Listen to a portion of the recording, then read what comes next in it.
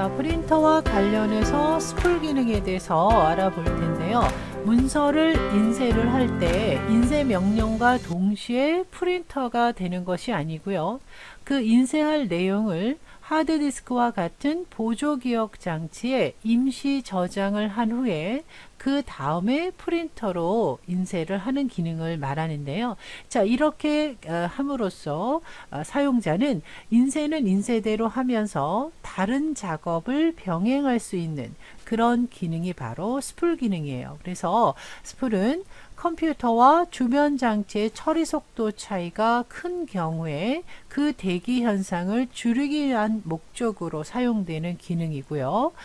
프린터와 같이 낮은 속도의 입출력 장치와 CPU와 병행해서 작업을 할 수 있도록 효율을 향상시키기 위한 기능이다. 이렇게 정리하시면 돼요. 그러니까 간단하게 스풀은 프린터와 다른 작업을 병행할 수 있는 그런 기능이다. 그래서 프린터를 인쇄를 할 때 문서의 내용을 전체를 다 스플링 할 것인가 아니면 페이지 단위로 스플링 할 것인가에 따라서 인쇄 속도는 좀 차이가 있겠죠. 그래서 페이지 단위로 스플링을 하게 되면 인쇄 속도가 조금 빠를 수가 있겠고, 전체를 스플링 하게 되면 아무래도 페이지 단위보다는 느릴 수가 있겠습니다. 자, 인쇄 목록을 볼 수 있는 인쇄 작업 목록 보기를 열어보시면요. 이렇게 여러 개가 인쇄되고 있는 목록을 보실 수가 있는데, 이 작업은 작업대로 하면서 나는 다른 작업을 할 수 있는 그런 기능이 바로 스풀 기능이라고 보시면 되겠습니다. 자, 이 프린터의 그 속도는요, 우리가 ppm, lpm, cps로 나눠서 설명을 하는데요. 자, ppm은 minute, 1분의 per, page per minute라고 해서 1분에 인쇄되는 페이지 수. 이제 속도가 빠른 레이저 프린터의 경우에 이제 단위가 되겠고요. line per minute, 1분에 인쇄되는 줄수. CPS, 캐릭터 퍼 세컨드라고 해서 1초에 인쇄되는 문자 수로 이렇게 나눠주는데요. 가장 빠른 속도, 레이저 프린터의 속도 단위는 ppm이다. 그 다음에 인쇄되는 해상도, 얼마나 선명한가를 나타낼 때는 우리가 DPI로 표현하는데요. 도트 퍼 인치, 도트, 점이죠. 도트 퍼 1인치에 인쇄되는 점의 개수, 즉 말하자면 100 dpi는 1000 dpi보다 해상도가 떨어지겠죠. 그래서 숫자가 클수록 인쇄의 해상도는 높다라고 해석을 하시면 되겠습니다. 자, 다음은 보조 프로그램이 되겠는데요. 자, 윈도우 시작 메뉴에는 모든 프로그램이 있고요. 모든 프로그램을 눌러주시면 보조 프로그램이 있습니다. 그래서 보조 프로그램 중에 어떤 프로그램이 있는지를 좀 알아보시면 좋겠는데요. 자, 먼저 메모장 프로그램부터 한번 알아보도록 하겠습니다. 자, 메모장 프로그램을요, 잠시만 열어서 보여드릴게요. 자, 요걸 우리가 메모장, 시작 메뉴, 보조 프로그램, 모든 프로그램의 보조 프로그램에 가서 메모장, 말 그대로 글자만 쓰게 되는데요.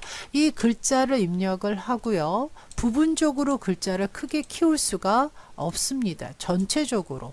자, 그 다음에 파일 메뉴에서 할 수 있는 작업과 편집 메뉴에서 할 수 있는 작업, 그 다음 서식, 그래서 메모장에서 작업할 수 있는 것들이 무엇이 있는지 직접 열어서 항목들을 하나씩 한 번씩 읽어보시는 것도 좋을 것 같아요. 그래서 메모장의 성격과 그 다음에 워드패드 성격, 자, 워드패드도 한번 열어보도록 하겠습니다. 자, 시작 메뉴 버튼 누르시면은요, 검색창 있죠? 검색창에서 워드패드를 직접 쓰셔도, 자, 이렇게 프로그램을 직접 열어주실 수가 있는데요. 메모장과 워드패드의 가장 큰 차이점은요, 자, 글자를 입력을 했을 때 부분적으로, 자, 예를 들어서 나는 이 글자만 크게 키우고 싶다. 이런 것들이 가능합니다.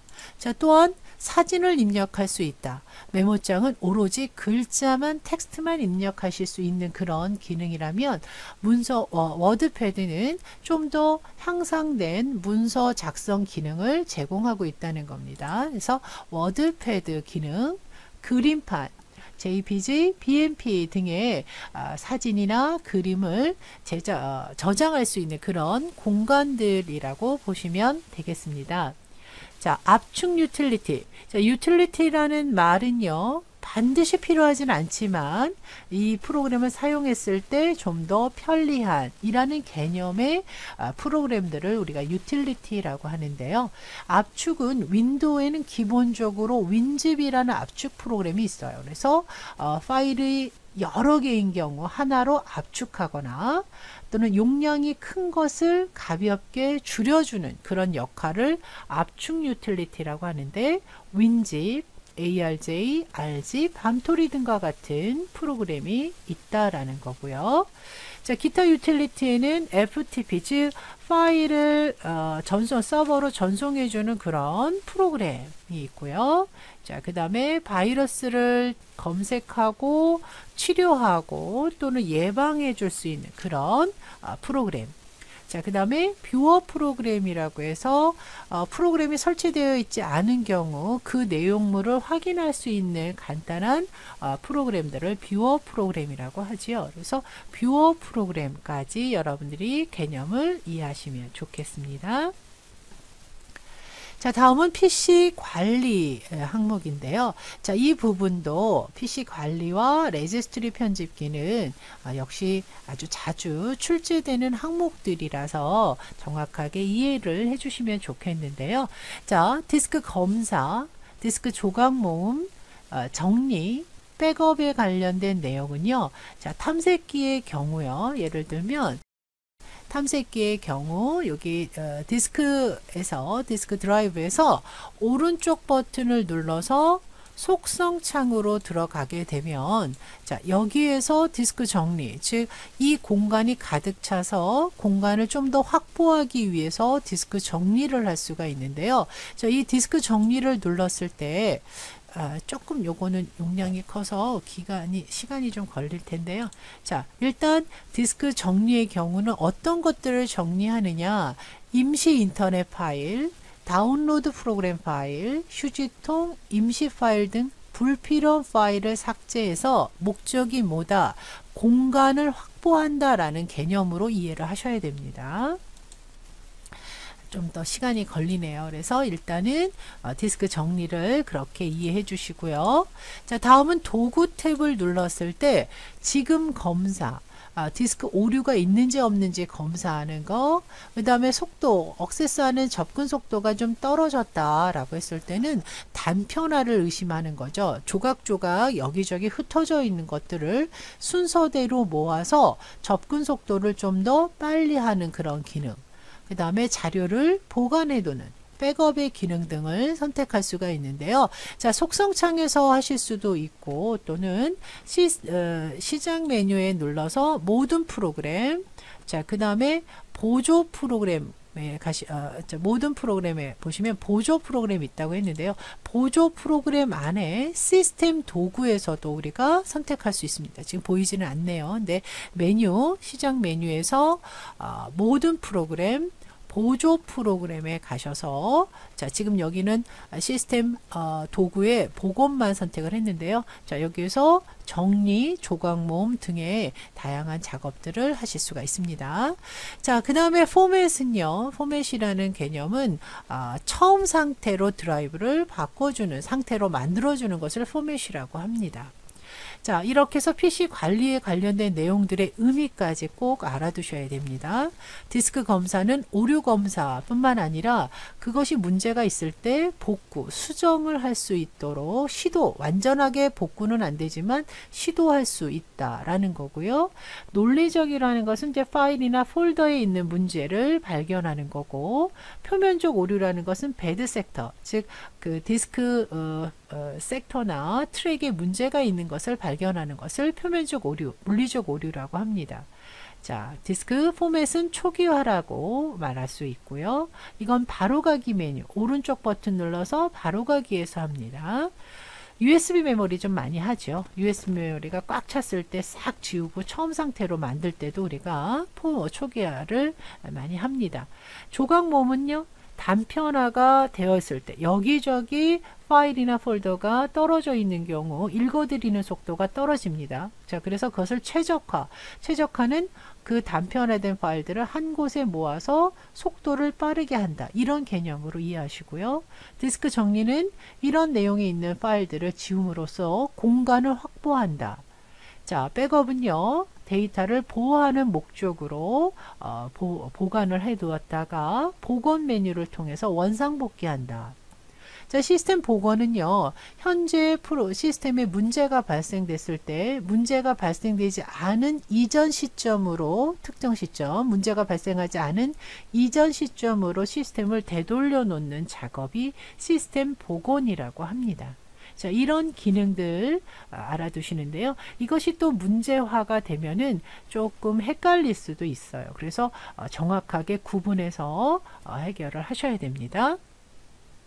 자, 레지스트리 편집기라고 해서 레지에디트라는 명령어를 통해서 편집할 수 있는 그런 기능인데요.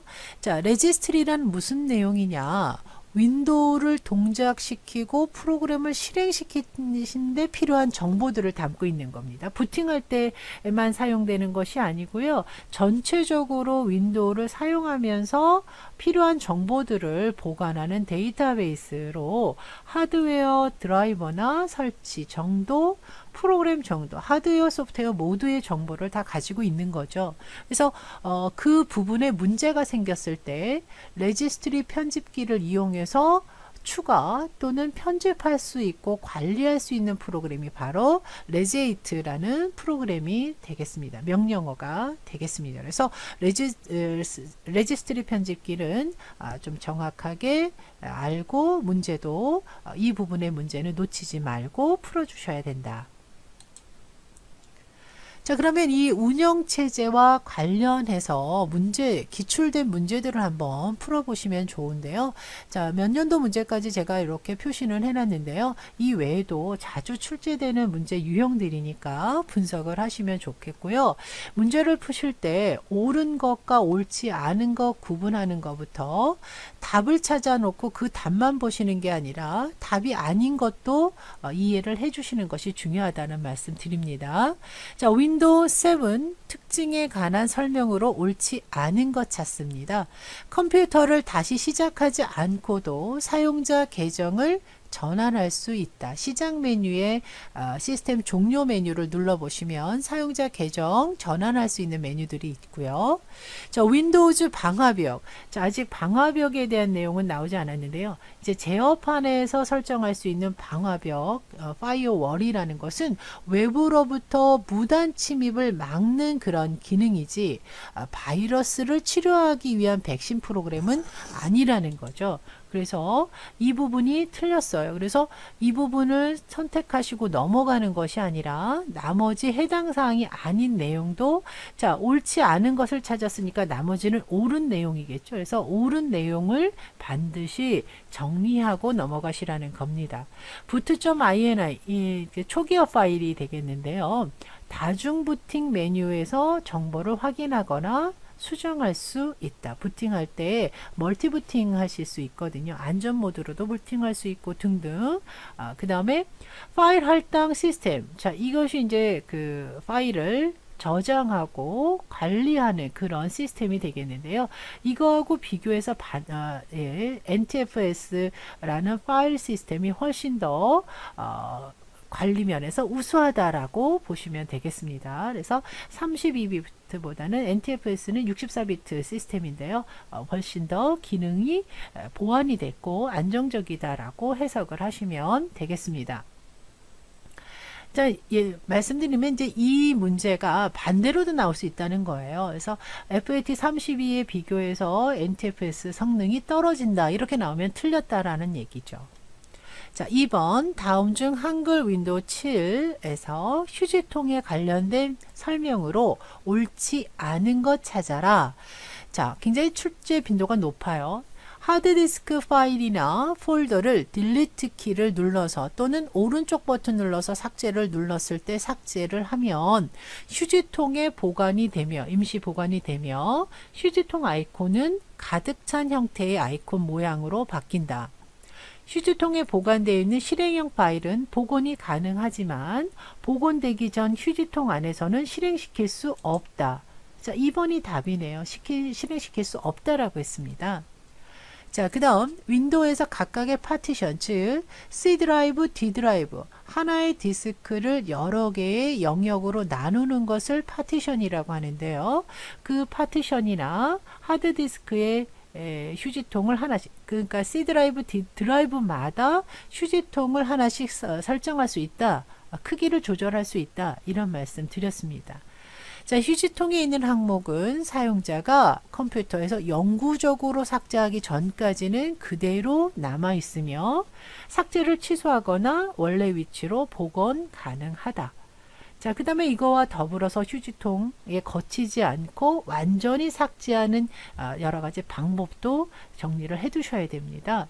Shift Delete 키를 눌러 주시거나 휴지통 속성에서 휴지통을 거치지 않고 바로 삭제 이런 것들을 선택을 하게 되면은 삭제를 해도 휴지통에 보관되지 않고 복원할 수도 없는 그런 상태를 의미하겠습니다. 다음 문제 윈도우 7에서 프린터 공유와 관련된 설명으로 이번에는 옳은 것 찾으셔야 됩니다.